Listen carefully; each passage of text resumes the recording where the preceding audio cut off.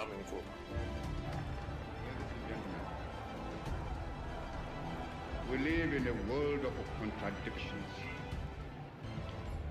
These contradictions, however, keep the world going. Let me explain what I mean. Ghana is a small but very dynamic, independent African state. We are trying to reconstruct our economy and to build a new, free and equal society. To do this, we must attain control of our own economic and political destinies. Only thus can we create higher living standards for our people and free them from the legacies and hazards of a colonial past and from the encroachments of neo-colonialism. When you look at the existing infrastructure in this country, about 60% of it was done by Nkrumah in the period of 9 years, from 1957 to 66. And up to now, we've not been able to match what he did. Our enemies are many, and they stand ready to pounce upon and exploit our every weakness. They prey upon our vanities and flatter us in every kind of way. They tell us that this particular person or that particular country has greater or more favorable potentialities than the other. They do not tell us that we should unite, that we are all as good as we are able to make ourselves once we are free. A role model. The Chinese president summons all our presidents, and they summon them. The letters may be polite, but it's summons. They go to Beijing, tails between their legs.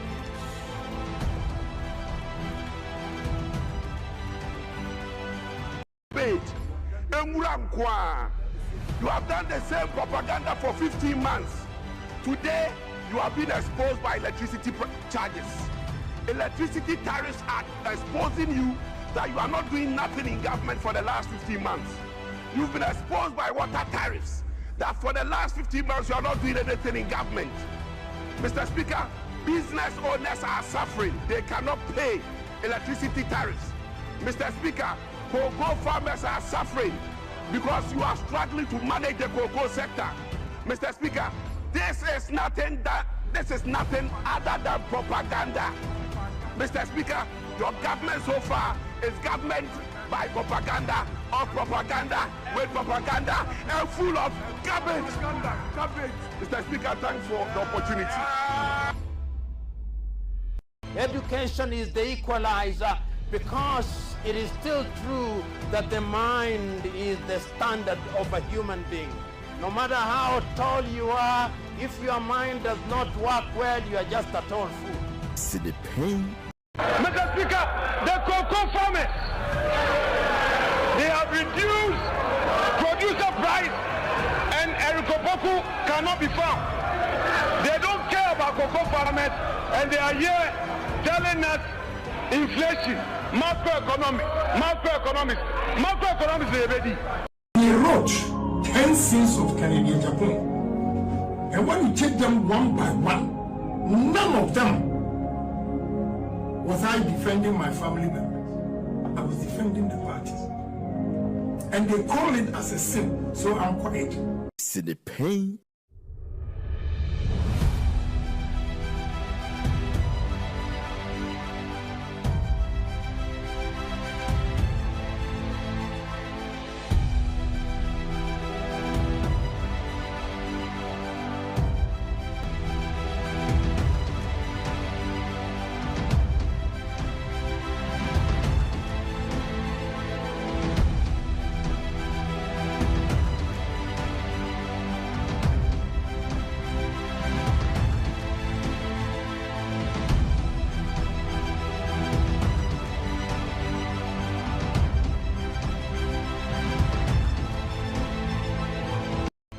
Communication is the equalizer, because it is still true that the mind is the standard of a human being. No matter how tall you are, if your mind does not work well, you are just a tall fool. You have done the same propaganda for 15 months. Today, you have been exposed by electricity charges. Electricity Tariffs Act exposing you that you are not doing nothing in government. Mr. Speaker, business owners are suffering. They cannot pay electricity tariffs. Mr. Speaker, cocoa farmers are suffering because you are struggling to manage the cocoa sector. Mr. Speaker, this is nothing other than propaganda. Mr. Speaker, your government so far is government by propaganda.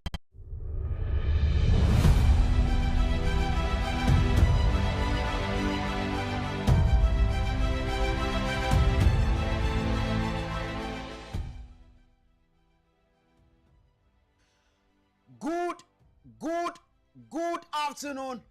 Raised to the power 50,000. Another beautiful afternoon. Today happens to be the first day of July 2026. Ebraso say yedisinu pein.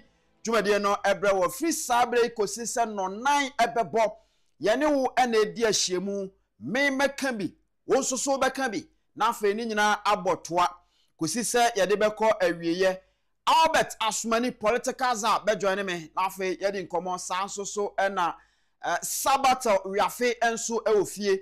Enti as usual yede messages ahodo no ebeba emrepam ye bebie phone lines no ne amakwan wo a wutie na ohwen so adjoin ne am yede nkomo na enne no nkomo ahodo bebre ewo ho ya ye ba bedi na afei ya toa so ye chechire man akoyanim ye nchechira man yokuo esanse se nia aba no esese yetimi etackle no esese yetimi ehwe no nationalistic point of view and your political point of view ye political goggles no entontwene na yemfa Ghana ni enhwe ne ekoso na afa ye ni ho enkomo enti ene ye bedi nkomo na afa ya to aso disciplinary committee of the New Patriotic Party yama omo 2 weeks na 2 weeks na edema wo no mebusa se omo from report enfamra na sa 2 weeks no ena akwa yese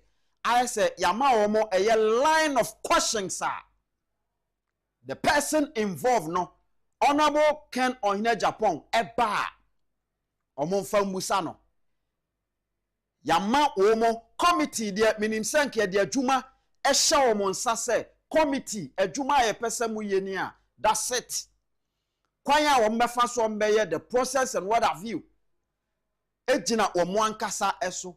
But I am telling you, say, the disciplinary committee Orua Honorable Amwako Ata Edano within the New Patriotic Party no, as we speak. Eda yama womu 2 weeks ultimatum say omoni Orua Ken Agyapong eni ahyemu na afei omo form report embra no. Omo sanso ade eye question line. The kind of questions are esese omubusa Honorable Ken Agyapong say obabe gina wa and one of the questions no me kwaba na fe maba bete ho e de akyerew mema questions no mienu kosi se Honorable Ken beduru ho no na questions a ye de bebusa ni nyina no ya ma sa questions no e wa ha say these are the questions a oduru a omde bebusa no na okwana oba eya amumusa no se esiye anase ensi. You see, yeti omem ene ye omaya ye were a lot of challenges. Eti se we ye penny na ubedi mine anymore. Ese se we make sure se one kasano. We are clear in your mind.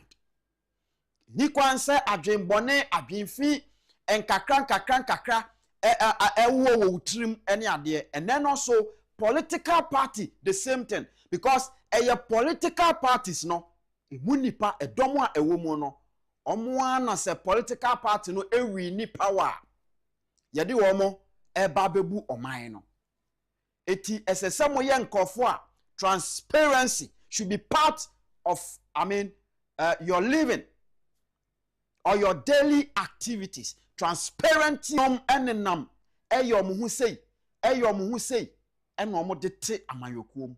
You see, every political party has an ideology. Obia when he believes say this is what we believe in. And NPP party no ideologies no. I'm telling you say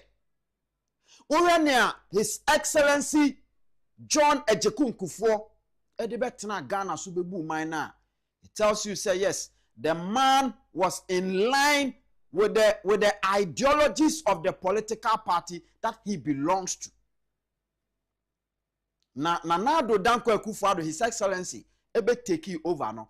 Utimi say the political party's ideology no ya toatwene ena nipa de ne tumi anode ye de ope ede ko.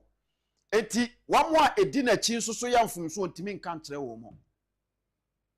Esese yetimi edi nokre ema yen aye ma menko na memra meba yebedi nkomo kai national nso se ye pe aduane papa edi awiei esese unya aduane papa die anwumre bia na ye sigeni esese aduane papa efa wanum esese nkwan pa anase hajia special local foods eho ena obenya ye ofufuo ye wa abete ye wo omutuo tuo zafi aduane bia esese Ghana ni edie bia de Ghana aduane bia no ebi ewo ho enti bomoden se wodi wani bekirem onyonkofo tete mienko lunch unnim baby papa bia wodi omoko enti de bia no na se wodi ho tete ene ade transition ewo eye boshe DVLA ho boshe ho no eho nso so ye wo another branch enso so ewo ho very nice restaurant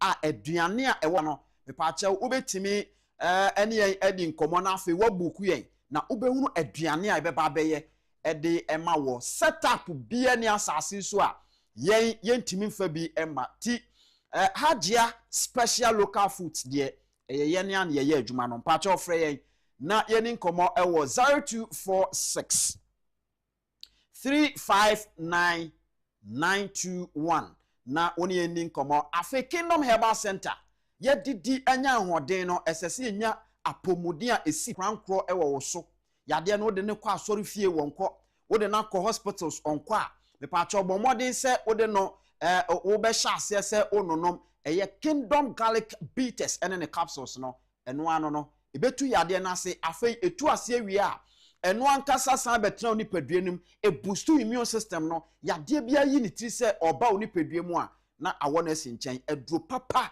ena nipa enom pebi na beboawo ye wo Kingdom tremendous capsules no ma de no esiesie ma oba utidwom awia ekotwi ko brema ni nyina no egina wo so ensu oto a wo gina mu enti wo kɔ na wo ba ebedu anwumre na abeduru fie no na eniama a kyese awurawura baabi ne nya asem ketwa paachew eba sa ye de bone eye Kingdom ginseng power capsules Kingdom ginseng power capsules power raised to the power de wo ho bomodin se onsabeka bie baabi eton aduru papa bia no kwa o se mepe Kingdom Herbal Center enupa ni bi me paachew obetimi enya afei se open dodo atu aton na sika ba ho a frɛ na yeni nkoma na obetimi de wani akyerem o yasoye ewo yewo Accra Central eye Draglin Okanshi ane yewo me paachew Kingdom Herbal Center obetimi afrɛ yen amye di nkomo ewo 0275 804 064 na one Kingdom Herbal Center indi enkomo abusua me dame hon ma piki bibi from the Lions mentality me ba ye bedi nkomo ye frame Anthony Kofi Inkum Dazi frame Mr. Inkum sinu pein ye kanu senia etie we are on.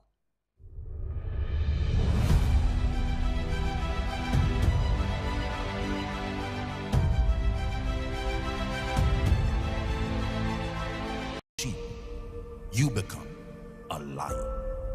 A great roar arises in your heart, the roar of freedom. Sheep have no freedom. The sheep live with fear and never follows. A lion is in complete control of his or her life.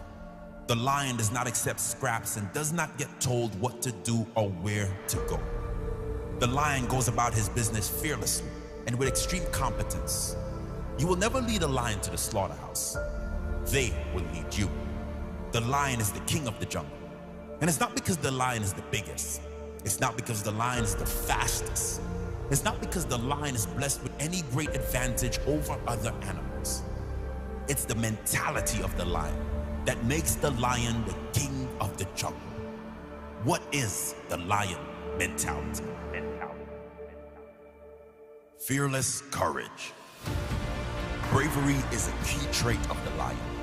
The lion will never surrender. The lion will never lie down and die, not even if surrounded by 10 hyenas. The fight is never over until it's over. Maybe you're not surrounded by hyenas. Maybe you're just buried by bills. Maybe you need to stand up for something you believe in that no one around you agrees with. Do not give up. Do not give in. Be fearless in going after what you really want in your life. Maybe you've been at it for years and nothing has worked yet. Maybe you're tired of hunting your goals and seeing no rewards. Do not give up. You must keep fighting. You have no guarantee of success if you keep going, but you do have possibility. There is a chance. The only guarantee comes with quitting, and that is the guarantee of missing out on the life you really want. Keep fighting for the life you must have. Regardless of the hyenas, no surrender.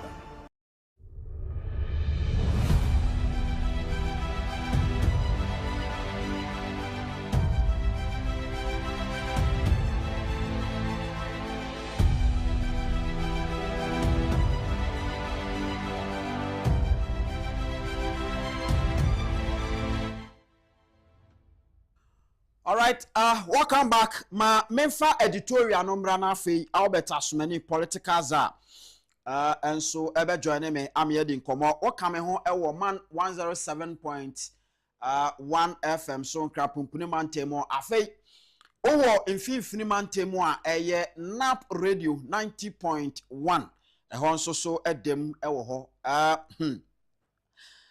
question bi abame so na question ne de anu yie be meden se internet no atwitwi ne mu kakra eno obi sa se na aden na other shows ni nyina ne ba internet nya hwemo nko amoba na atwitwi ne mu de bia problem aden na opani de wo mu ni se meme dia metimi aye na migina ha meye de aka no enso so ewo enipa foforo nso nsem se omo nso behwe eti me wogidie se obi anso eye ne de pepepe eti said ye tie bia no madama me yenya ne kakra sa me ankasa mehu se atwitwi ne mu but me ne hu ahoden yes me ne hu ahoden bia there's nothing that I can do about it but I am so sorry say ekoni say yenya abotre eden a ebeyeye nyamete ase sa pepepe na etie now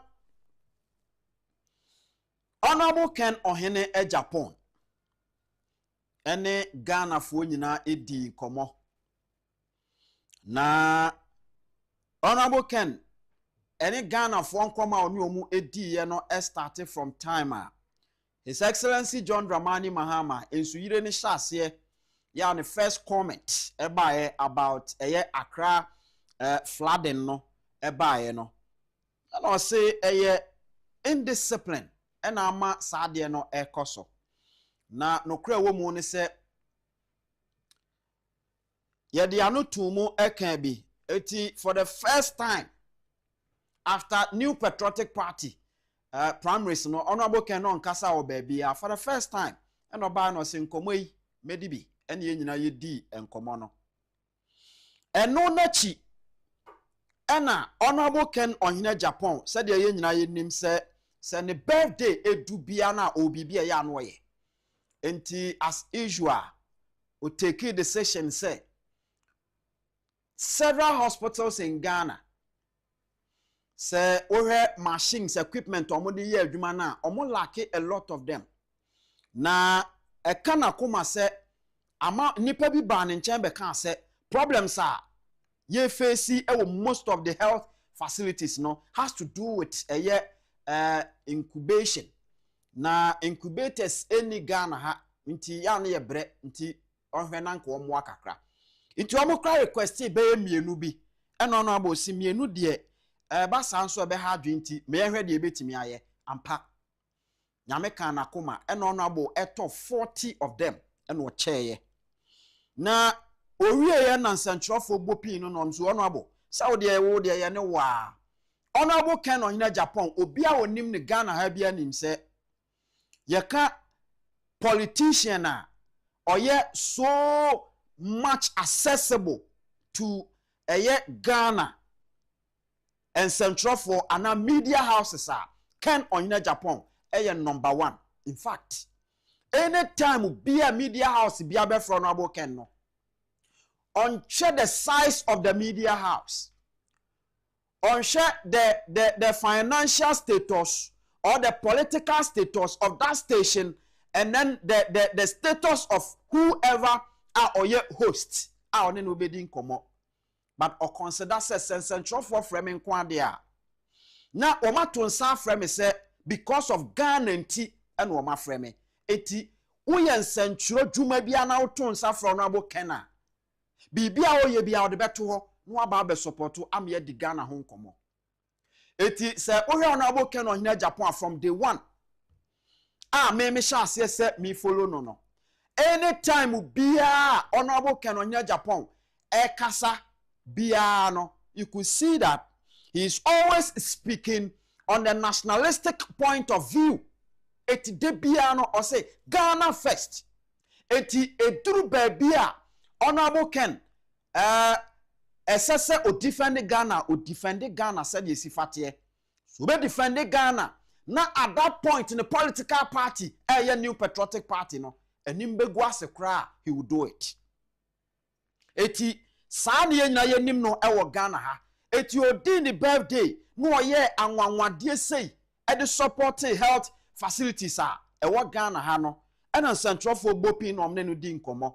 Enom so nia wa ye is in line with health in Ghana. Now, there's an issue of Aferi military hospital. Some political some parliamentarians, any other people from your party, omo akwa, omo pushy blame on the NDC government. Abayan otisu say omo modern say obetimi aye. Omo modern so obetimi aye na obiema Ghana fo abeye adwuma chese ensem bebre kwaso na minim se watetete me paache wo honorable edien na wonso beka ede afa ho ena honorable kan ohina Agyapong ekasaye abeta asumani transia ye bebubobo ni nyina na afa ya lenke no tu enkomo bi a ekoso. Now honorable kan ohina Agyapong ye be invite no to disciplinary committee new patriotic party on be invite no ho na ononkwa invitation proud to ononkwa invitation and yehunu say party no echo emergency neck meeting. Now after the emergency neck meeting no the party organizer lawyer Henry Nanabuachi Nanabi Pia Bontene Ghana Central for Bedi Nkomoka say ye di dwumadie na aka ni nyina de ahye disciplinary committee within the party no ye de ahye nensa owura amwakwata eda no eti omehwe no matonsa e de afre no maka kire committee ni say omommo ma wo timelines so omfanya adwuma na misi wo machi ekodi nkomo kakra anya me nwanwa ni amehunu ye say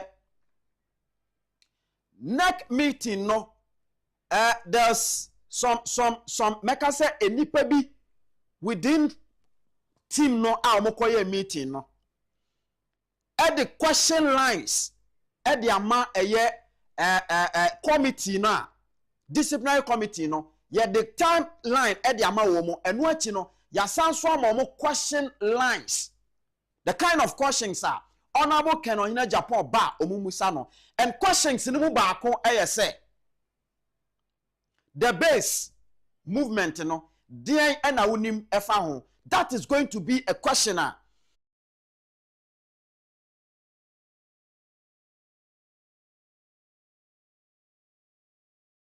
ye oni sentrofo di nkomo wie ye pe and a new patriotic party amanyokuo ma bi etisi mu se wa putting up anti-party behavior na na osenko defending the party and honorable can say no na me defending me mind and wo mutigu nu so betena ha se oye liar ekeka nsem bebre enti based on that and honorable can say look ma obi anya na adwen say within the MPP party ni mo no waye bibi e dey come make in Agyapong kasabo ahemiyem. I will speak and I will speak at the right time.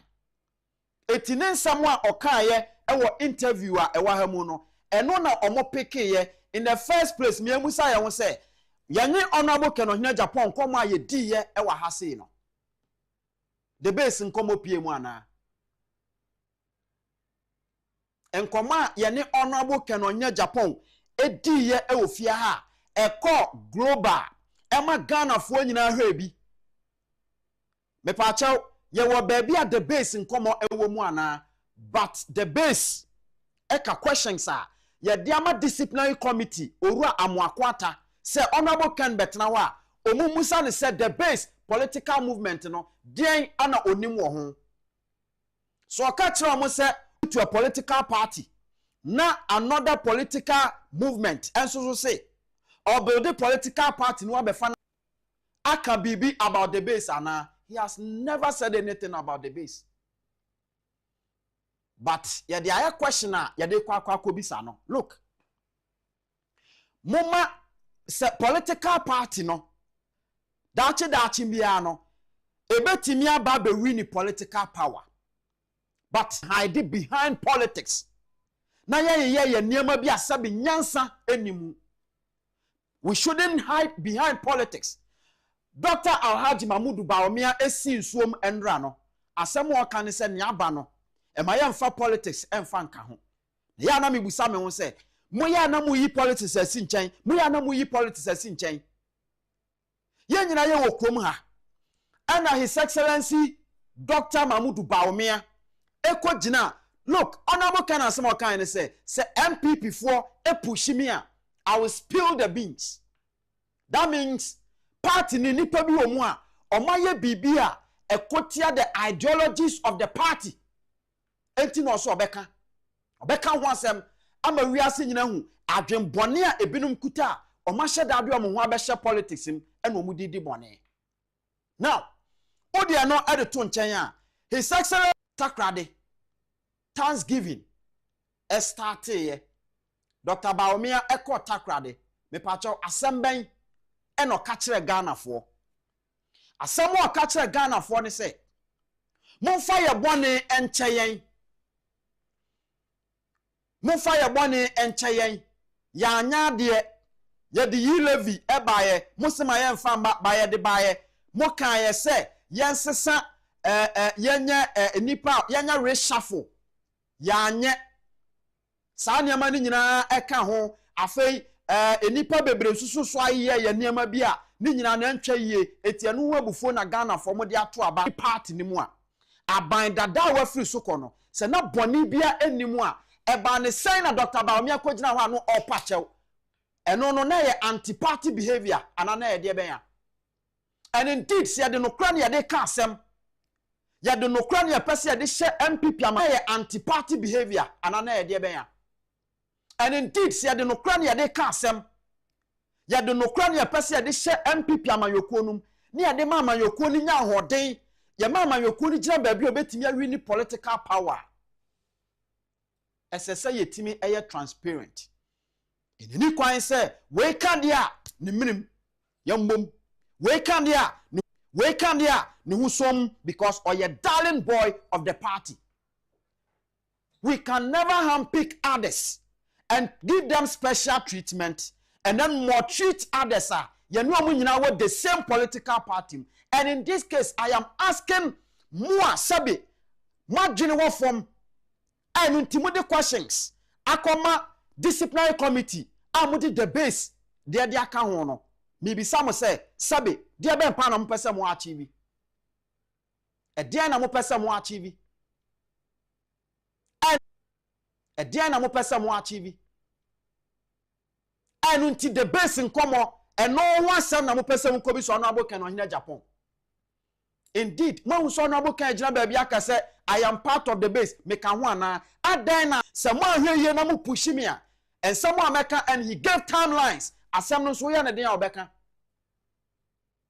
oti ase Dr. Baumia kojira ho say ye pamocha mo fa ye bone enche yen mo anya bone bia party no mo anya bone bia mo nya bone bia ena Dr. Baumia kojira takrade ekoka say ya ye mo bone mo fa ye bone enfa nche ye why ye pamocha why mo fa ye bone nche yen why it is a party na bone ni mu a e ba ne say ena Dr. Baumia koka asasem no na ono de eye anti-party behavior eno put in up anasa etisei moma yemfa nokre entete amayokuo na yenya tumi bedi aban ibedi aban mu a ye de nokre abu man no akonanim enkontompo ne yedi bu Ghana eno ne sunsuanso a yehunu now afrifa okatachi afrifa omufra no aboken so okatachi afrifa so no mobeko ye say ono so put up anti-party behavior look okatachi afrifa onua me medical ka kire wo se be ye yi a Orua Kwame A+ akukudura onyaye no A+ akukudura onyaye no uwobi eti anomawa watunu nsutu because I am telling you look me jina ka no credit akire say there has been a certain meeting about you Afrifa mensa yes say wo wakwa say Dr. Baumia etese abrantie bia na ote wo maame nchen ofi northern region na ye fa no Achambi ye say wo akwa say Achambi etese Dr. Baumia wo de adwuma hye ne nsa wo ntimi nye na mom say ya ne nam ho mo pempe de oya de pa etisa analysis na wo ye ewo ba bia na wo ye adwuma emre bia atwemu no ya picking it up eti yase wo okatachi afrifa mensa no ba bia wo gina bia ye bowdin a Dr. Baumia sa analysis na wo ye fa no hu ni nyina no amanfo kai enti eni kwanse ye ma okwan ye be disqualify now they are going to make sure say oba bokapa ya disqualify we are untimi nka say oko independent because at am now niska they make sure say oba bokapa minua mama nka no krenchero say NPP NDC mu adwenbone abem eti say no enuonyam a na ewo those two political parties no eguso a eko age wo mo de omafunam afurupefo no omunkuto na daso wogidie ewum na omoye honest no omoye trustworthy no those are people they are within the same parties but they are talking just recently what happened they say Akamba a true challenge at the money NDC party catch that President Mahama say President Mahama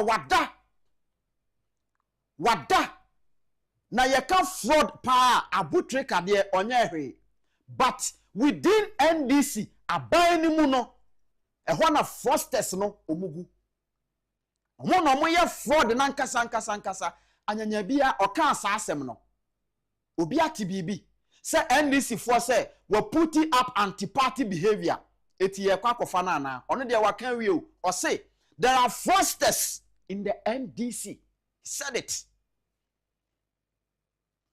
But NDC mo de waka oko obia invite no e obibia ho but Honorable Ken ohene Agyapong kwa kasa ye bone na amaya Dr. Baumia kwagna takrade apa Ghana for chosa ni sramo why momfa ye bone nche yen why ye ni mu andi ni ye why eti momfa ye bone nche yen a wapa ho che na okono Honorable Ken Agyapong is telling you say in yamajanjan ya mo ye biti sa agenda 111 na mo de ma contract na mo de ma wei na mo de ma wei mo je ma koton na se ye je obi je contract na okoton a eche se o inflate figures opeso o inflate figures a o kan ho asem no eno de ya fene se eye anti-party behavior. Now I am daring the disciplinary committee say they should also call Dr. Alhaji Mahmoud Baumia. They should invite him.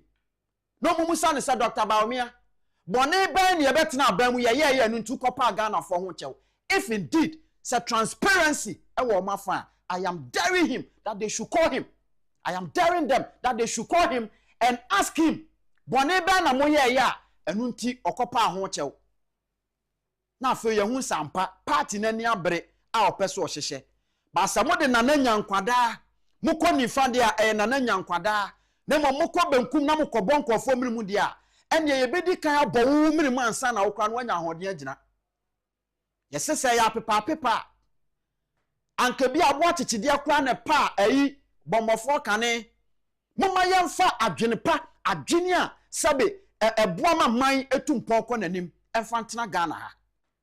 Because ya nyesa ehun sunsuaso ene ye namu aye hu. Ehun sunsuaso ane ye hu. Oti party mu dibone. Oti party mu bo Ghana krono. All in the name of your political party. Ewia Ghana sa mo man yi di esi apene. Mo wia Ghana sa ofa ayi kwan so your friend is saying hacho kwan so na wokọ atomic down hwe enua esisi kwan no ho nyina no enya man Ghana sika na yedidua sa enua no aya me kire mo krono politicians ebo Ghana MPP ni NDC no krono pa o de bo Ghana hwe enua esisi atomic kwan no so sa enua no nyina no eye flower for na omo ewo eduadua flowers wo kwan no ho no eye omo enua o eyo mu nua Ghana mo ho ka 10 pesos kra but anytime a ubedu ho bia no hu se chese otika mu hu se yes akuma toye mu bi aba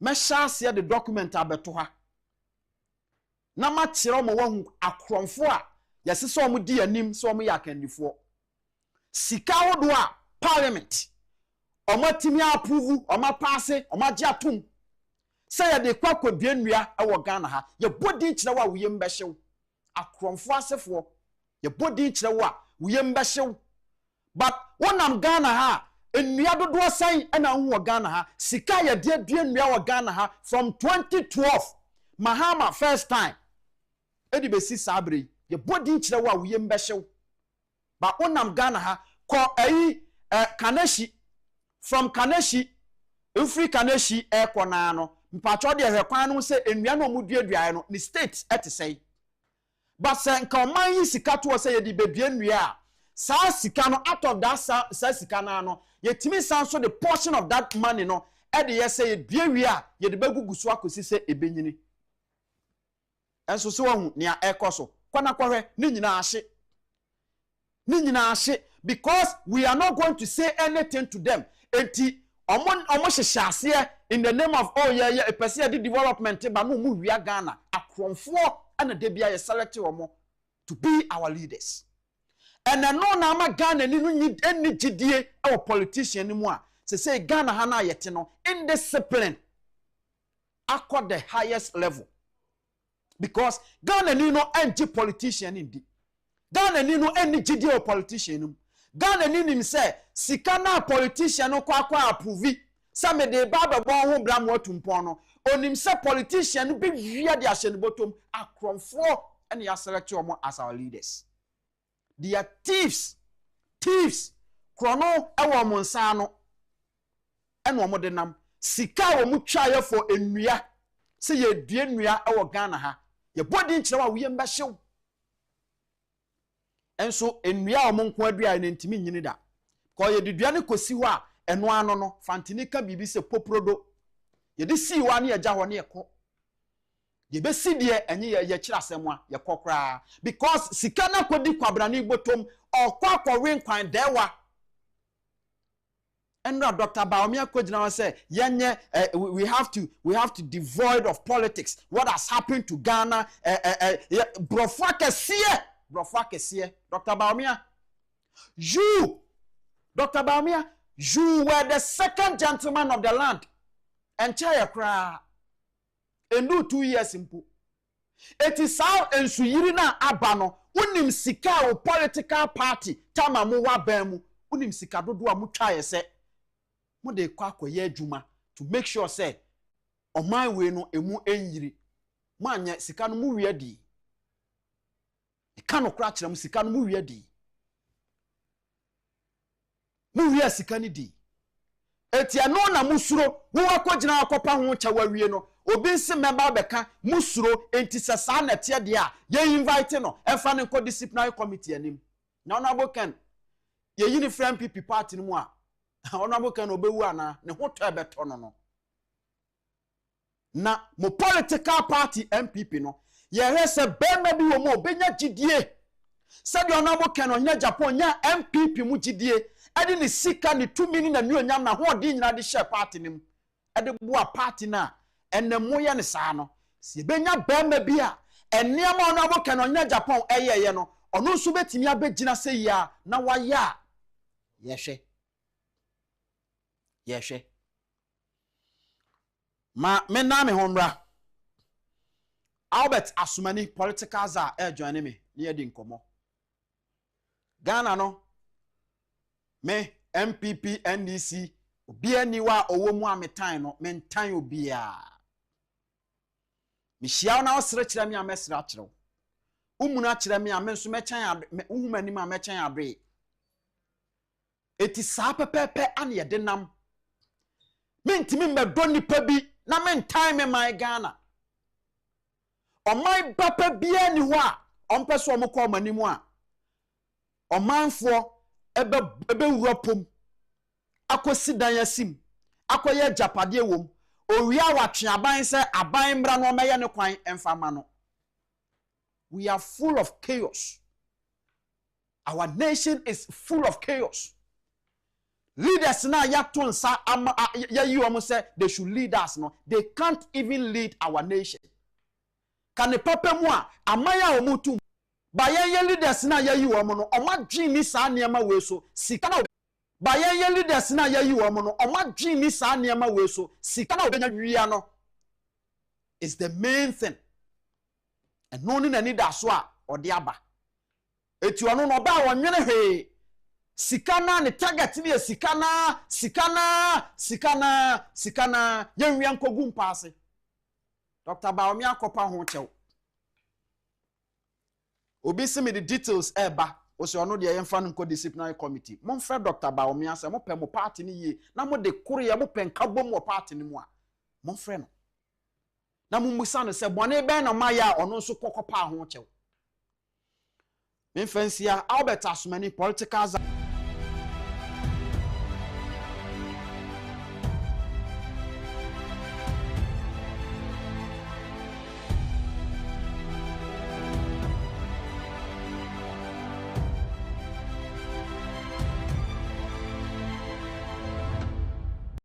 The Chinese president summons all our presidents, and they summon them.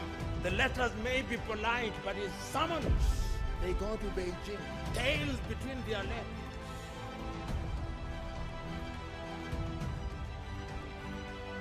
Mr. Speaker, the cocoa farmers, they have been propaganda for 15 months.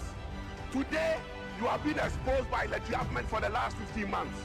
You've been exposed by water tariffs. That for the last 15 months, you are not doing anything in government. Mr. Speaker, business owners are suffering. They cannot pay electricity tariffs. Mr. Speaker, cocoa farmers are suffering because you are struggling to manage the cocoa sector. Mr. Speaker, this is nothing other than propaganda. Mr. Speaker, your government so far is government by propaganda or opportunity. But let me say, I am not serving only country, I'm serving Ghana, and especially the youth of this country. See the pain.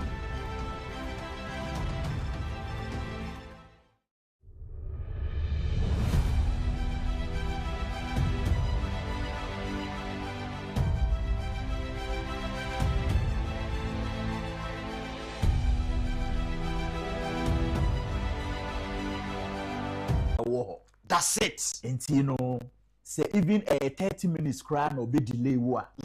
The other one no unim. That's it. The biaya na meka say na unim na Nyankopon nim say John the Baptist na oda Elizabeth yem no. Ono no bebo Yesu asu. That's it. Ba no munim. Na sa ansa no bebo Yesu asu. Yeah, John the Baptist no so he was taken to the wilderness for over 30 years.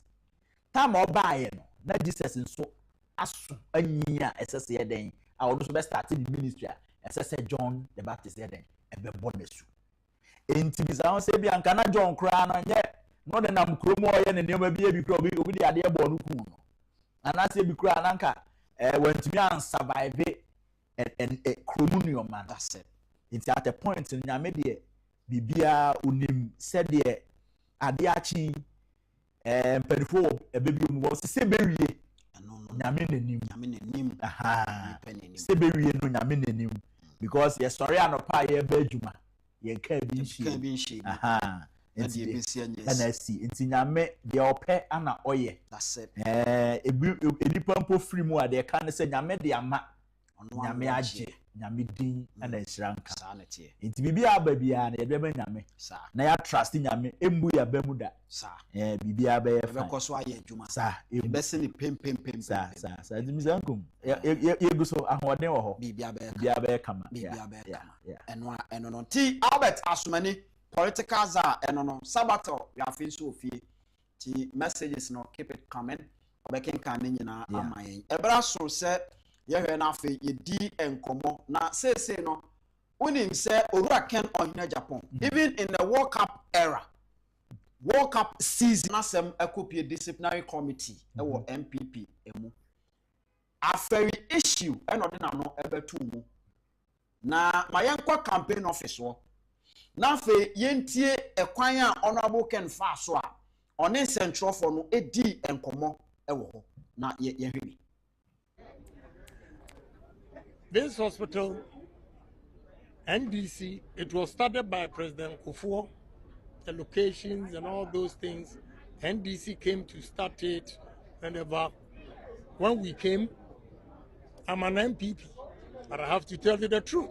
We're talking about Ghana and nobody. We didn't do anything. Read my lips. I'm telling you the gospel truth. I was the chairman for Defense and Interior. When we decided to go and inspect Afari, they stopped us. We didn't go. So I heard somebody talking 15 months. Has Afari Hospital been there for 15 months? We were there for 8 years. You didn't do it. Don't blink your eye. See, we are not doing politics. I'm speaking the truth. This is Ghana. Stop that. We will criticize NDC, we will criticize MPP. That's the only way to go. I was chairman. NDC started this. Why didn't you complete it? You were there for 8 years, you didn't complete it. When somebody comes for 15 months, then you have a problem. Please, give me a break. Ghana, we should love our nation and stop playing politics with everything and do the right thing for the country. And that is what I'm doing. You see, when I mentioned MPP, he was blinking his eye. Why do you want me to criticize NDC and leave MPP? When I know. Enti honorable Ken Ohina Agyapong eno ne central for edi nkomo we enema MPP fo binom type paya Owura Kwabena Sapon. See how those things are infringements of the party's constitution. Indeed, since the loss of the election, there have been a number of bodies set up to find out the causes of our defeat. The Michael Quay Committee nationally, there was the HMN Sambonzo Committee in Ashanti region, and most of them have come to similar conclusions. And what Kencity Agyapong said was that our position, or at least the position of the MPs on the Afari Hospital, is hypocritical, or in the most generous terms, invites the charge that there's a double standard, that regardless of whatever the situation was, the MPP inherited a partially built Afari Hospital, and its government had 8 years to complete it. Indeed, it's not as if the government did not prioritize healthcare. It launched Agenda 111, said that it needed to build facilities to help the party, not to be completed in an 8-year period. Frankly, it was a failure. And the Honorable was just making the point, which was obvious to most Ghanaians, and I have made the same point too. Indeed, if you look at some of the data that is out there, Agyapong helpfully suggested that he was the chairman of the Parliamentary Defense Committee and that they had sought to visit the hospital when he was chairman, and the then MPP government had denied them permission to do so, which is exactly what this NDC government is doing. And truth itself is a defense. If indeed what the honorable gentleman is saying is factual, I find it hard to see how that becomes an offense. And more to the point, actually, aside from the details of this particular case, I am concerned about the broader poster of the MPP.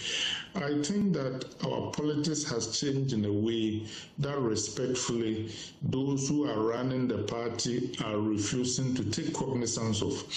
Agyapong has significant support in the MPP and among the broad public in Ghana. All right, welcome back into where your Dr. Atta Kennedy and I also ekasa say MPP ekoye nek asem honorable Ken kan ba bia ni wa ohu ni say we put up anti-party behavior empo ne interview aye ne ye wa ha ekọ global ni nyina no we taking the time etie ni nyina ba bia ni ho a eche say honorable Ken onya Agyapong ato emra ana wa kan bibia etia new patriotic party amanyuku no constitution it tells you say bibia na nkofo bi peso omoye Albert Asmani and a member commits an anti-party behavior in hospital na say and mo nyina mo nam kromo ka say John Mahama efiso no na hospital no 40% complete and to say na mo nim say a brain child say the na mo be say mo me nyina ati ase say MPP president before that e de ba ye na kesesen kamumpo mo dese ade na ndisifo aye hunkokwasa no abeto mo na so enti mo be den mo be ye say yan complete e ko complete na wonya a chance to build 111 hospitals across the country, cut sword. By the time they were leaving the office, all the hospitals were at the various stages of completion. Adrian uncle Kio Madden said, yes, see, Adrian the Bishop or Nimua, and I want to be a being. So, opportunity is a hospital be a 98% said the Mukas and number more 98. Why couldn't you add the 2%? And then I didn't say the people at Afari. Not almost here hospital, no, never baby acquire agenda 111 no here hospital. So now again, some me constituency as Agyapong South. You hear agenda 111 Libya. Afari force they needed the hospital. Why couldn't you finish Afari? The way I'm person who says Afari, no, and this is for the amro, I'm person you had fortunately for you. John Mahama put there say by Agyapong Kasa decision, you know, or breaking the term into two. Wadi for Akufo-addo be di for account. Wo dey consecutively. Enti etuamu. Enti is one thing anya no first term crank second term say we.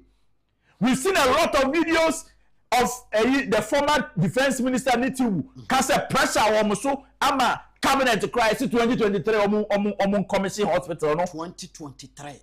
What you say? Ama Dr. Mahmoud Bamia same comments. Why couldn't you finish? Why couldn't you finish? But Officer John Mahama there or buy na no say or ya magic be. Nanke bet ade ni no na for hospital aba bet say New York hospital. Aban bia ni ha was start when we bibia o hyase bia within the time ansana we free. Nana Akufo-addo start Kumasi airport.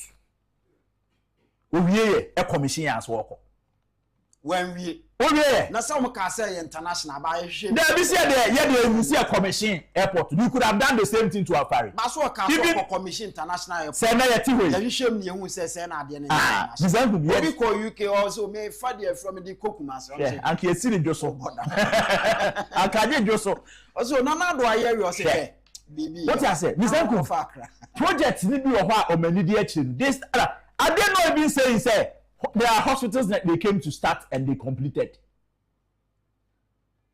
All the time, the one who has a say, yes, shall say a year. Before an akufo-addo, every 1 month, I'm going to Aba. Not every day or commission will be, including flower pot to call you or the say, or you overhead in yes, you paint everyone you painted an adjo and a pioneer commission. What happened to Afari?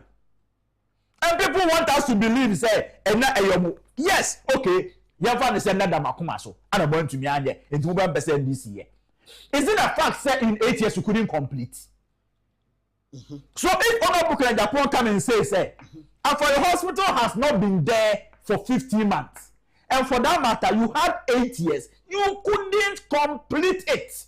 Is that not a fact? That's correct. It's at the end of it, I say, at the end now.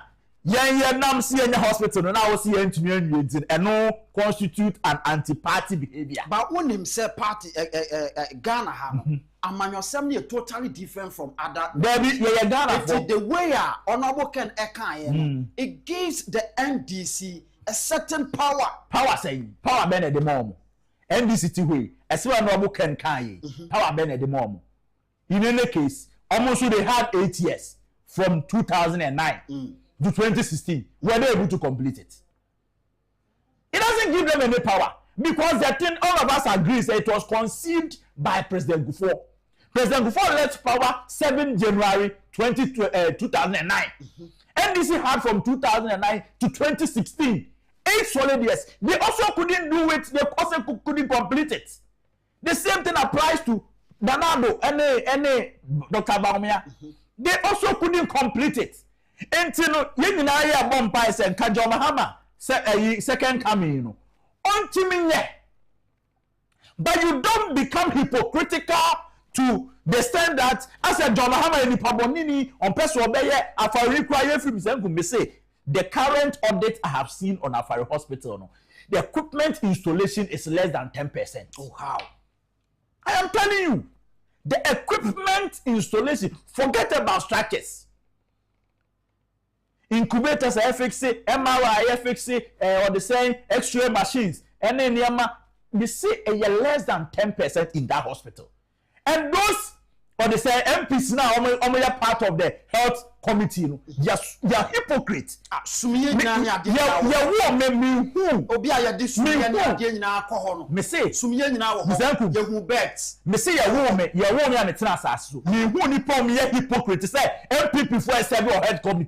How? They are hypocrites. They are not my. Because you couldn't talk. You are the same people in parliament that over 60% of your MPs wrote a letter to president and said only finance minister people. See the pain. Money your market come on, my boss and say when I'm telling them I'm quiet when I'm down. Emma, you for your time and I'm come asa. Then I'm going to be here. More parliament, more pass more power to me kasa. But it doesn't mean say as a so. Me say tell my mom someone buying work on. You couldn't talk, so don't you shut up. Now yeah, 40%. Pressure too. What for if you now come dey wa. What for who? Na want to soon better committee ni dey ka ho. Na so bia momudi. Me obi say omo dey ka ho. Omo kan committee no petition e call MPP ho. Health committee no MPP members on the health committee. Petition ka ho. This is mukwa. Mutete parliament. Mo constituency yemfa discipline can no. One kasa no, you see the proper petition should be 7 December 2028. Yen you omo nyina kran fi ho.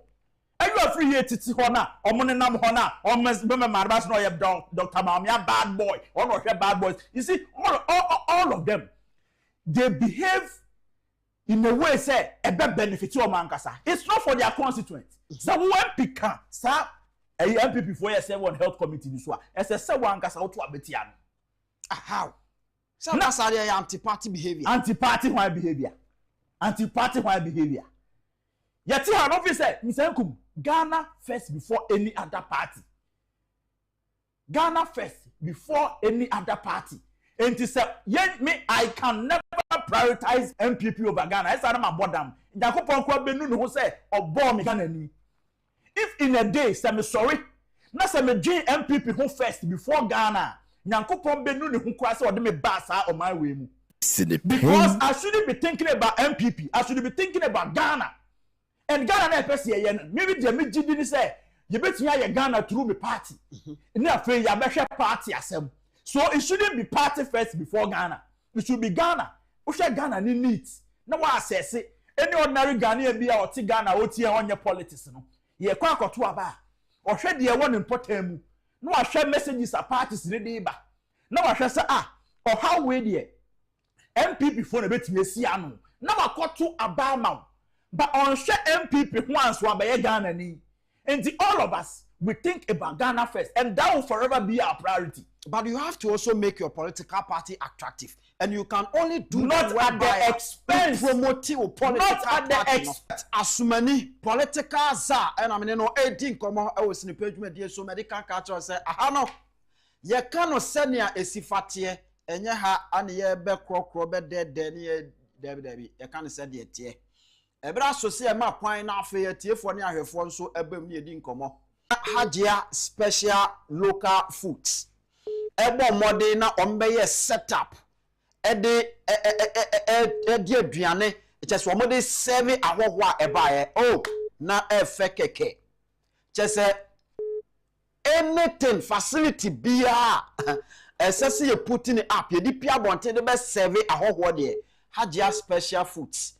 Ewo sa niyama ni nyina bi nti bibia wo ye bia to din frɛ to nsa frɛ na afa yemra na yemeseve ahoho emfema ye be ye aduane papa ye bo nso de very negotiable ye no obedi hu nkomo betete so ma bibia ye kama momode na afa kan ho na bibia anya kama afa se awie yi anwumre yi opese ono ahoho si abontin kodidi a mon kodidi wo fie emode ankasam na emframa befa ho ne aduane a wo bedi no undi bi da asase so abusua bomodin fan na afa yeni nkomo ewo 0246 359 921 0246 359 921 na one Hajia special local food eni nkomo now ebra so set for ne ahwefo bam na edi nkomo ansa na sabato we afen so the messages number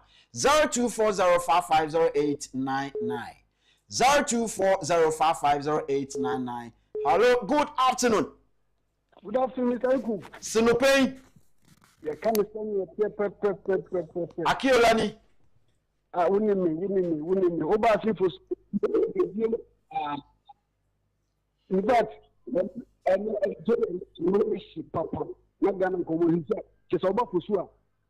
MPP follow. Yeah, sorry when it is so for a preparatory. Oh my Ghana, you are pragmatic leader and a radical leader like Honorable Agyapong. Come and lead the base to save Ghana. Because some national day of prayer, NDC prayer, you can empower for soldier in the way. With no proper money. I think no. Because Bokobani Kotel Ankonina, Wabra obey a bad president. Sometimes almost 8 years. Once you have a from the Janko, and then before the focus on the Jasmine. Etimedia, I decided on the Senator, Ghana point in Amon, sorry. Number 5, Ankano, ever met the base. Near Banco, Honorable Agyapong. No man made the base in him, near Medigan and so Manuasi, Midasi. Menso Medase Akiola 0240550899 0240550899. Hello, good afternoon. So say selfish sense no. Well, dream what no need year we say people no atwa no school fees so. Na say galamseya no atwa so. Say and nim guasia wo mo de ye for gunkofo anim ase. E bin wo mo de ye professor Kwabra from Pop Watin. So ya but force wa sadie no say wako ena ko hu abafako CID fo mra wo wo dan na di pa no manyao wo bi he wono na ye na ode NPP akomusium ataka na di mesi amomusa no wono na ye communication director at the time of Omo presidential in 17 now we nya one me e dey communication director me say your court now kusia gabio chire da ko ma ne nka word wo kasa what be that director kasa o tuga ye krache wa kasa do tuna se na ye kasa no shut na ma me now asi KB from Adenta 0240550899. Hello, good afternoon. Afternoon. Sinupe. Yami ado me ho ye. Nipa be ni ona udin de say. Bibi aboko. Sinupe. Ye kan say the perfect. Mama but you na Kencity Agyapong. Ye pena sempa meeting wo information center wo amatama constituency kodu aso. Me ye chairman. Police station chairman. Ye pe Kencity Agyapong sempa bet ye fam me kutu o be pamucho.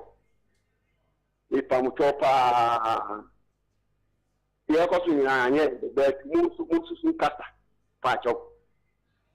Me information center wo be say job e say ya e do man efe ye be halido u ba population na o bia o be ka chiro e fe ni halido u bia ni say information center de bia I am for man e ti bi sawo o ti ni peye ka tene pepe ni tre bi sache e te Kencity Agyapong na wi e exam is nanka da ne be ko Anke ke be ko ni say Mr. Ma, Ankatani de Con. Chairman, Kebekon, Opus, I say, one penocram, we in 2 China, see for Mama Money Malan, so crab. Oh, why you that Oman FM? Oman FM, Konakobisa, Tama, more bar power now, Moye, you know.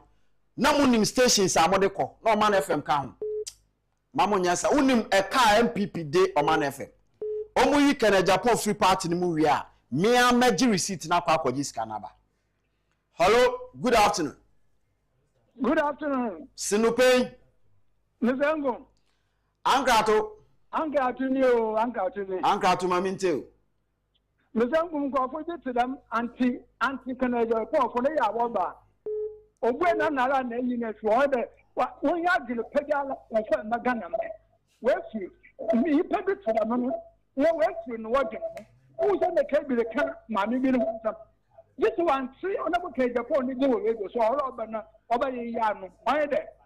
On way is why ya from 2000 or the 2000 or the 2012 na 2000 for 16 years. It's all free there. All there. A man said the bill, not what we na na chi no. O na so onye bi wo ye. Okay, here ya prepare to quite of bra. Near to buy the middle of my brand people. Me communication for 2 constituencies. Asamba, no ma ko ekunfi. Ma ka ye djuma mi fa asamba. So ma ko ekunfi ka ye djuma. Ye djuma me yo defo. Me ye bi wo. Owe enye school fees for 15 years. Then you want to impede what whatever case. What whatever case for me. Na be je radio so na ye ya no. All way for na djuma ba do ni to. Yes, stand na for che. Na ukwadu na ye bibiala. You don't say MPP, the food pay only number and consider Nanka, Joroko Biakaro. What's the Nanka? Hello. Ankato Casa. Hello? Ankato, me too. Oh, more. Ankato. Hello, good afternoon. Okay, 0240550899. Hello, good afternoon. Afternoon, Sinupe. Ya kana sadi atie, we did baby afrefi na mintio. Medi anti akosia me frefe ablekuma. Anti akosia me ntio. Odo woni. Yenya MPP fo. Omo ana omo maami ewu. So omo so omo maami ada ese wo mo ala. Na and nemre ye ni bi ya be wo moda so a e ne party ho anyenya bia mi bi sem people for say ensuo e pa Ghana na osono ne na afa no ana flag ne na afa no ana mo office ne na ensuo na afa ko mo de o ntena wo no mu nu wo mo ho na o mo ansere na nyame ya adom o mo ni o mo NDC ni nyina o mo be hu bebi a o mo gene Ghana ho ye de o mo be kwa akɔhye mo ne nyame nya adwuma.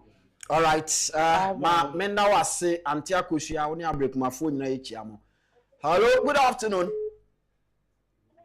Hello, good afternoon. Hello. Good afternoon. Hello. Good afternoon. Hello. Debbie, mama nsinchen. Afternoon. Onsinchen otie no omwai. Hello, good afternoon. Sidipe. You can't say the tie. We didn't be free. Hello, Sidipe. You can't say the tie. Good afternoon.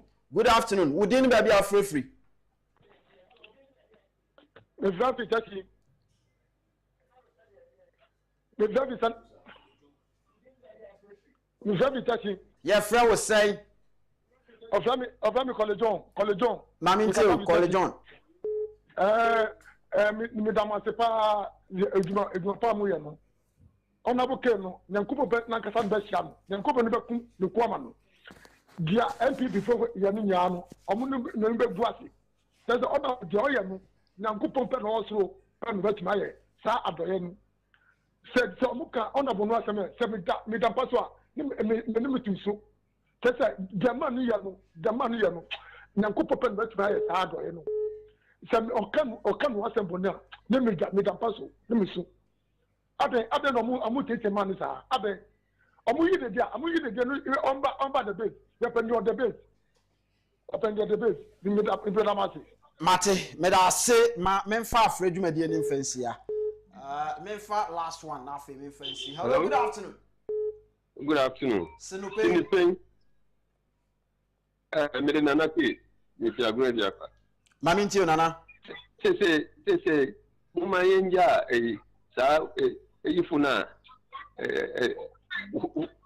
what is it when you want manches what is nafi what be dim kana yid the phone hu Kennedy onan kasambla out plan no nkase me fim mo fa mo party na me so me bin Ghana for hu ene na ye hwehwe unja won de we nya ya wo di nti bibia emfa wo hu won a we wi emfa wo hu won de shi nim nti yenja won fa won party yen hwe the base that's it.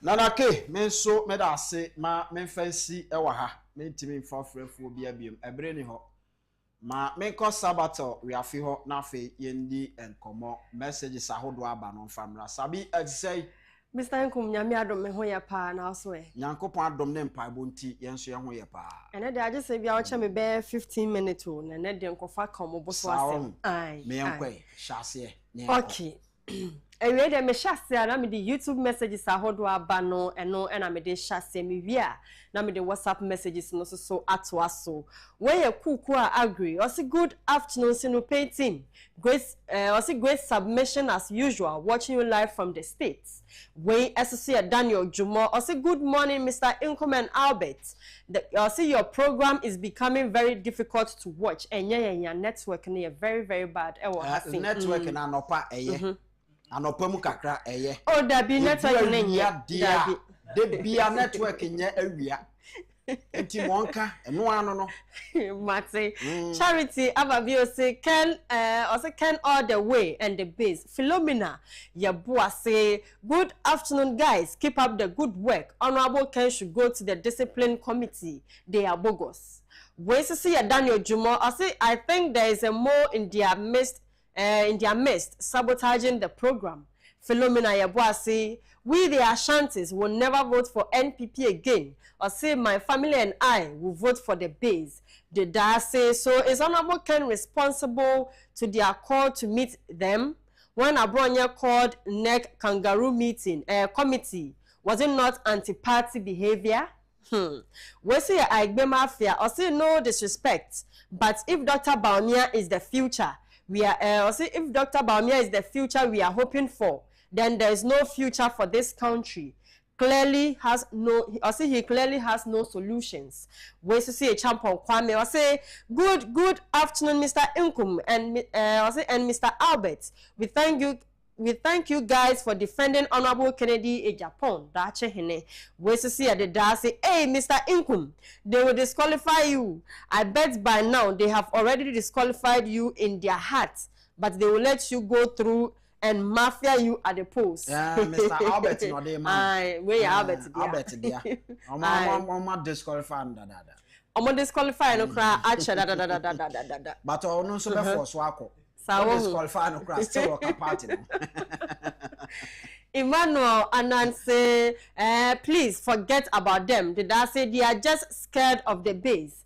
Where's to say Issa Adams? I say every day sack. What are they waiting for? We are tired of NPP and NDC. Ghana first. #Ken. Where's to see a redu buahin? I say if the NPP prefer Abronya Coca and their likes than Ken, that's okay. Time will surely tell. A word to a wise is in a sin. Adiembra. Hey, all comments are reserved, but let Ken be Ken. We see a Selina Cranton. We say NDC and NPP are all thieves in disguise. We see a Richard Bless. I say Honorable Ken, the only person who understands problems and knows how to fix them. We see a champion Kwame. I say good afternoon, Mr. Inkum. Did Dr. 00 Bamia stop Abronya to stop insulting Honorable Ken or Hine Japan? Dache hene. #the base Ghana first. #the base power. Watching you live from the Wu Equiapem. We see a Selina Cranty beam. I say part no dear. Say a go. It's Adam say NPP ne NDC a confirm kwa Abroni beye. Nyamebe I say bomb. Hey, okay. Three way dear Mr. Inkum. Okay, nyamebe bombe. Hey, nyamebe bombe omunyina. Amen. Hey, where they are no shit. Nidrita say, good afternoon, Mr. Inkum and Mr. Albert. NPP should be very careful with Honorable Ken. Honorable Ken is our next hope. They should leave Honorable Ken alone. Selina Cranton say, your network is not stable at all when the program is getting excited. Network dear. Network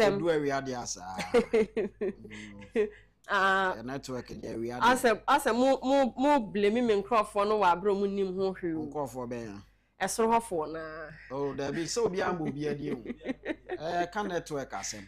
Okay, Mr. Inkum, I'm for YouTube there no NC as and I'm for WhatsApp there no kakra enka ho. Mr. Time need. We say good afternoon, Mr. Inkum. In fact, NPP is not serious. What is preventing them from sacking Honorable Kennedy or Hine Japan? Dache hene #the base Ghana first. #the base power and pasolo the Wu Equiapem Maseno pain. We say if I say it's only Honorable Ken we want for 2028 and nobody else. I say the base all the way Uncle to Bini. I say if you slaughter 32 cows according to a pastor, sacrifice humans according to a Sedun Ketia just to win power, what results do you expect? Flooding that has never happened since the inception of Ghana. Where your uncle to buy ni and do we buy it? And this is for the no. I'm crowd here. Oh, ya can't buy it. I remember one body crowd, I remember mom no medical. Okay. And easy. The only can paper so. And I'm to talk V8. Ediama and Central for be Ghana. And no my they say Captain Smart is the only can this for some beam because it's part of them. Yeah. We say good afternoon, raise to the power 50 million to you, Mr. Inkum, and your team. I say one thing that continues to sadden me is how some of these NPP party leaders react whenever they feel threatened by someone who genuinely wants the best for the party. Instead of embracing constructive criticism and fresh ideas, they sometimes become defensive and sideline those who could help strengthen the party. To ask, Honorable, this question is absolutely ridiculous. #connected to eternity. let Ken be Ken. One funny diamba, but meaning baby if he ever. Way I yaw edifice sunyane, or say, today my sadness has deepened because I regret from coming from Bono region. Obri Buahin has reaffirmed that we the people of, the people of Bono have been used as bulletproof. Obri Buahin, are you sure you are a lawyer? NPP, prepare to defend your 8-year record. You are cheats, greediness and looters. Greeds and looters. Wait for your own record. Everybody can identify faults in the country, but it takes God's anointed one to have the solution. That is the point.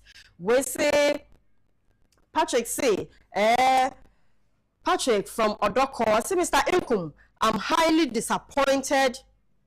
I'm highly disappointed with the NPP party. We the base pray for them to sack him. We are waiting for him to become our leader. God bless you and Mr. Albert. Just NPP for be a bonfire and kabum bebano. The base for so bonfire. I say, yes, I can almost come here. Obi a bonfire, Obi or Yadaka crab bonfire. When messages need a dozen, but my mankind back command or say, Mr. No pain, let not your heart troubles you. NPP has already collapsed.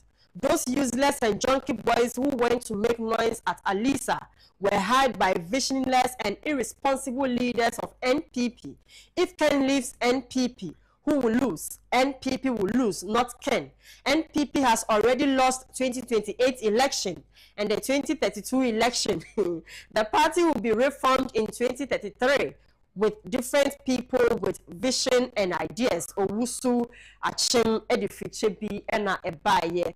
We say hello, good afternoon to you all guys. I say to you all guys out there. Today, dear, what's in pain pa? Keep it up. Whatever NPP will do, we are still behind Honorable Kennedy Agyapong. We don't care about them. And also we don't care about them. NPP is dead. Where ye fifi edifi adringano and a baye. We say good afternoon. I say check the history of NPP. We had fine gentlemen and respectable men as secretaries and organizers.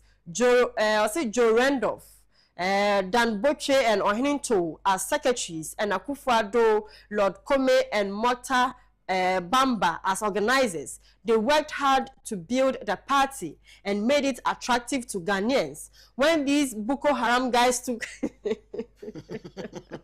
I say these Boko Haram guys took over as secretary and organizer, the party is full of garbage and confusion because of arrogance and propaganda, Dumas and the buy or say missing pay and Anabuachin NPP national organizer has stated clearly that minority MPs on health committee petitioned neck of NPP, Dumas, and the way a buy.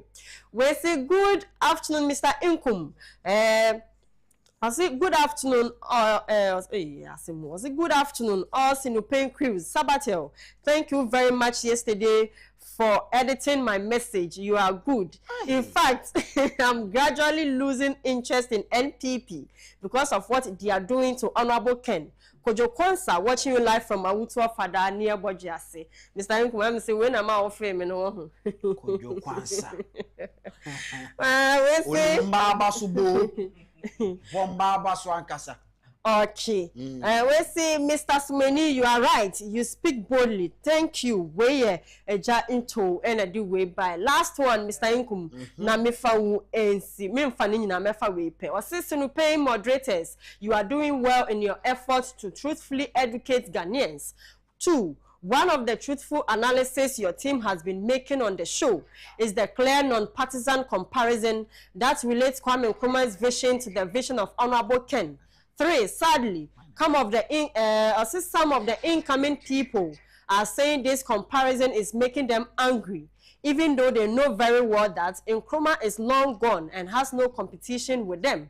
4. Please continue to tell us the truth about Ghana's development agenda, because those worried incoming people cannot imprison the truth. we a Paul edifi ashalibotwe ena eba it Mr. Inkum aha ena me de me messages ahodo ni nyina AC. All right, ma menda wase sabi se wotimi di we ebre me chese na de ye gina me kon so den chese nya easy o but you know you survive. This is nanado sere na me sere openi ya kwe ye ko entino you see ma obia entina baabi endwen se ya agenda ne say Honorable Ken win MPP flag bearership enti ye pese ye ka MPP ho asembone wo call back of ka say enti say Honorable Ken ene win flag bearership na nka say ne be konana. You see, if Honorable Ken becomes MPP flag bearer na say osesan ne su yen ndi na chibio. That is why people were saying let Ken be Ken. You see, no cry about you cannot tell me so by MPP ni and all of a sudden ya abodam and all of a sudden no cry ube MPP ni nti ana and now NDC ni nti odwin insi so. Let your Ghanaianness in you show. Let people see say you are a patriotic Ghanaian. Na kanya sa bia mpie na ma yesi anya omamba pa na kana ekokwo da dwon ana ase. Some of us have followed MPP throughout our life. Me Ghana, me year, apart from MPP, I've not no political party. As I crown, what I said, what started from MPP political party, and some crowd break over. Answer crown pona me 18 years. In fact, me coach me din crass, many 18 years, I'm coach me din crass. Son uncle for me 18. Uncle, no MPP. Aye, what I say? Ya MPP Ajuma. I will continue to do it. But baby, SSA ye can no. Ya beka me full-blooded MPP. But me patriotism in me no, it overrides any party's interest. Se mo hwe na bia me so party no me mo hwe na me so me ye Ghana ni dodo enti no mo hwe na mintimi nya MPP Ajuma na. Mon kan. That's the reason why me say nkum willingly. Me ankasa position me kofa for me say me ko no. Me veti no kwa me withdraw manko. Yes, I manko. Incoming constituency chairman for MPP. That is the official manko. Ade manko. A personal decision. Usuru. A personal decision. Usuru. A personal decision. Somebody disqualified. A personal decision. Okay. Enti manko. What I say? Enti sa ndiame adom ochina. Ochina ye be sha. Ba me fan chiama Nana Kodwade. Oh, Nana Kodwade. We di mesra mo munya abotre. Nana Kodwade munya abotre. Nana Kodwade ba me fan chiama no. Me danase. Em say ene wa hye nkura pa. That's it. Ye ti ha ye kasa yi no. Eye vim ne ahodi bi a ene odo a ye do program ntina ye ti abe so nya sanka ene nka de bi si enti na ba bi obi a na we ye danase enti santa wo mpanifo a wo ko o spirit boto anase bibi how no mutimi from show nkra say ko wani na bibi a wo ye na ebe ye a that alone is enough. Yeah. All right. Akoto lante so chia. Oh, Akoto lante. Mama en ko echina. Echina na mo echina. And they say you are you why afraid you? And I make a say everyone nkomo. Eno ana no. Emra so say ye de dwumadie no esia. Thank you for being part of the show. Yenna Hajia Special Foods ase and afe Kingdom Herbal Center dwumakuo no yenna omu nyina ase aha anye DCA nyame yad me chene besa ba na ya ba beto so ye frame Anthony Kofi Inkum Dazi frame Mr. Inkum sino pein ye ka no senia etie we are out.